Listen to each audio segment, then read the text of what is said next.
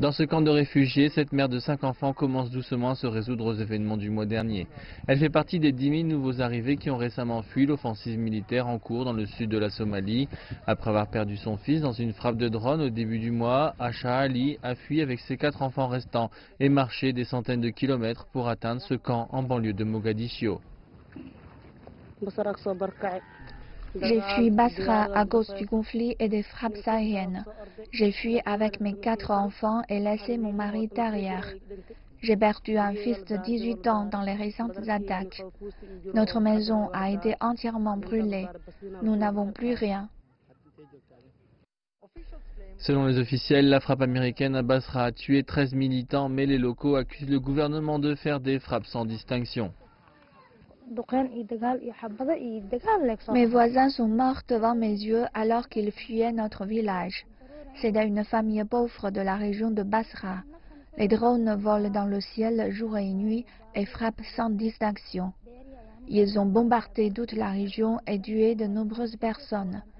Nous avons enterré 3 habitants de mon village. Lundi, le commandement américain en Afrique a annoncé la mort d'un militant du groupe EI dans le nord-est de la Somalie. C'était la 30e frappe par drone cette année de Washington. Le président américain Donald Trump a plus tôt cette année assoupli les règles d'engagement, offrant au personnel militaire américain plus de pouvoir pour neutraliser des cibles.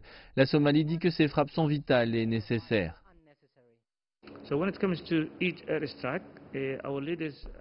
Quant aux frappes aériennes, nos dirigeants sont très catégoriques. Chaque frappe doit être fondée.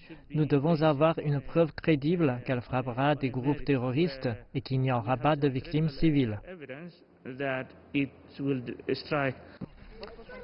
Mais pour certaines familles dans ce camp, dans la région de Sinkadir, fuir leur ferme et quitter leur travail dans la région du Moyen et du Bachabel était l'unique option viable à ce moment-là. Le président somalien Mohamed Abdullahi Farmajo a récemment déclaré que le pays était en état de guerre après l'attaque meurtrière du 14 octobre dans le centre de Mogadiscio qui a fait presque 400 morts, une attaque considérée comme la plus meurtrière de l'histoire moderne de la Somalie.